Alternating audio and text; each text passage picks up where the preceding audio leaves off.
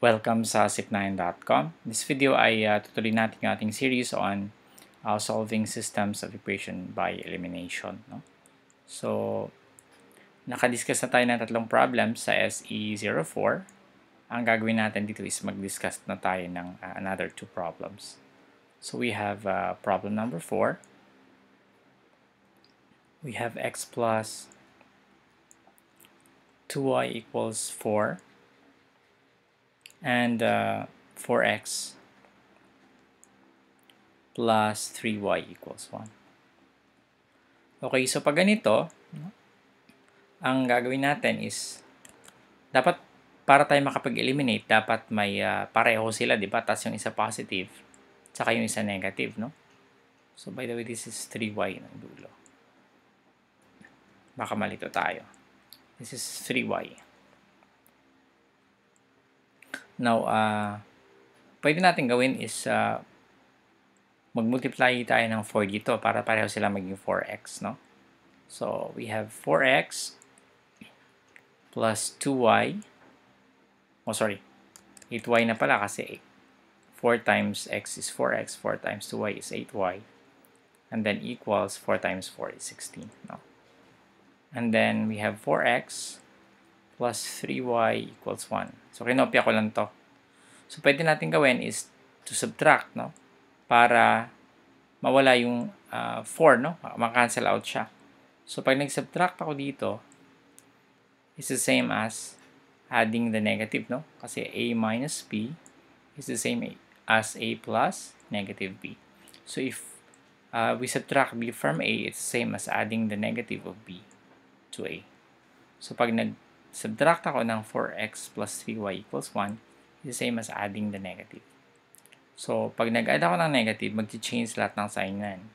So, magiging negative ito, and then magiging minus ito, tsaka magiging negative rin ito. No? So, if we add, we have, mawawala ito, no? So, 0 na ito. 8y plus negative 3y is 5y. And 16 plus negative 1 is 15. So, y equals 3. And then we substitute. No? X plus, galing sa, dito sa 1, x plus 2y equals 4. And then x plus 2 times 3. No? Ang y natin is 3, so 2 times 3 equals 4. X plus 6 equals 4. And then x equals 4 minus 6, which is equal to negative 2. So, ang x natin dito ay negative 2. At ang y natin ay 3. No? Okay, so let's have our fifth example.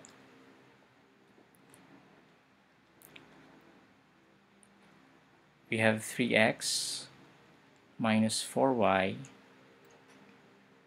equals negative 15 and 2x plus 3y equals 7. Okay, so wala ring common. So, kailangan mag-multiply tayo. Pero pag notice na pag nag-multiply tayo, nag-multiply tayo ng 2 dito, wala magkakapareho, no? So, actually dito, dalawa yung i-multiply natin.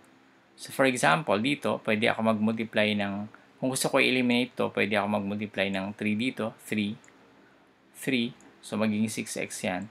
Tapos ito, mag-multiply ako ng 2 for the entire equation. So, pareho sila magiging 6, no? And then, magma-minus na lang ako. Or, another way is to, doon naman ako sa kabila, sa y naman ako mag-multiply. Pwede ako mag-add ng equation,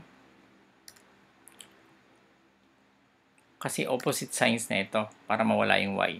So, gagawin ko, mag-multiply ako ng 3 dito para maging 12. At mag-multiply ako ng 4 dito para maging 12. 4 times 3. No? So, notice that ang minumultiply lang natin dito is, actually, minsan yung ano lang, yung kanilang least common multiple. No? So, the LCM, no? the LCM, and I think that's one technique, the LCM of 4 and 3 is 12, no?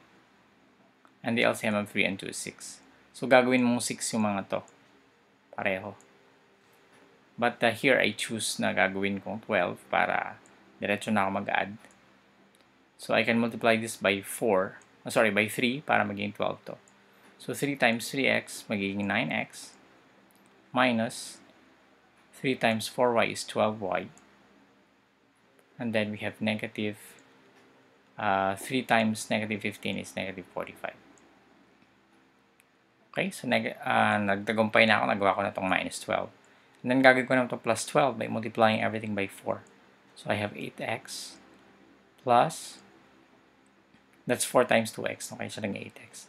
Then 4 times 3y is 12y equals 4 times 7 is 28. So we have adding, we have 17x. Wala na to on minus 12y plus 12y is 0 equals ito, negative 17 and y equals, and x equals negative 1. So from here, we can substitute yung value ng x dito, magiging 2 times 1, or x is 1 here.